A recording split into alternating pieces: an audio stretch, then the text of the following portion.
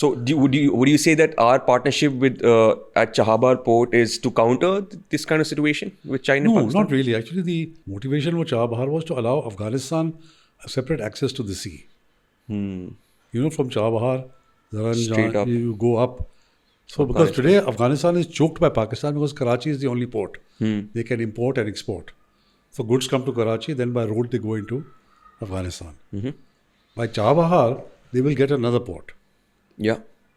and not be dependent totally on Pakistan. Yeah. Join Afghanistan and then Central Asian countries. So China is infamous for its debt trap across the world. A lot of African countries, Sri Lanka and so on. So do you think they do something similar with Pakistan? They as well? already have done it because so every year or so, Pakistan goes running to China to roll over their payments. If they have to pay $3 billion or $4 billion this year, they will say, "Is saal rehne do, agle saal badha denge." So China is gradually sucking them into this debt trap, which is basically lending, predatory lending Right. at the low rate of interest. 6%. No, of power plants, the rate of return is about 20-22%. Unheard of. Where is Pakistan going to pay? And Pakistan thinks कि वो China आ गया, बस, we'll show India. We got power plants, we got beautiful roads and all that. The cost is also there. You have to pay. This is not free lunch. True. There's no free lunches. And not just from China, they have loans from the IMF, the US, IMF is long term, Saudi. very low rate of interest. Prepayment about 20-30 years. Okay. 1%, 0.5%, like that. How about the Saudis, sir? Saudi bails Saudi, out they them have as well. our deposits. Saudi so far have not invested.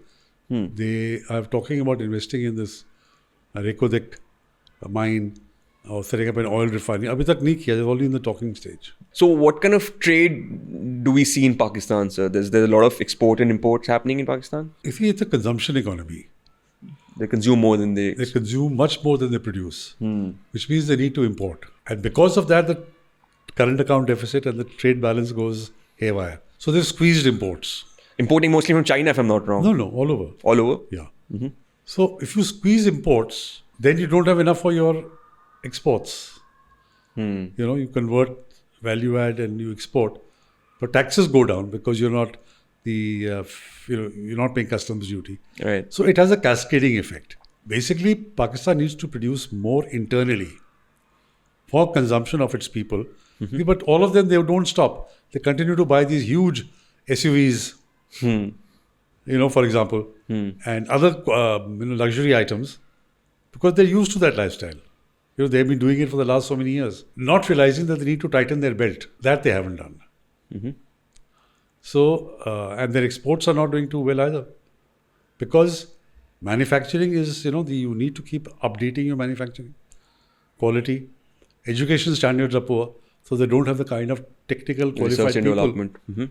who can run those factories. This is what China said when they were doing the CPEC projects. A lot of labor came from China. They didn't want to hire Pakistani labor because it wasn't qualified enough.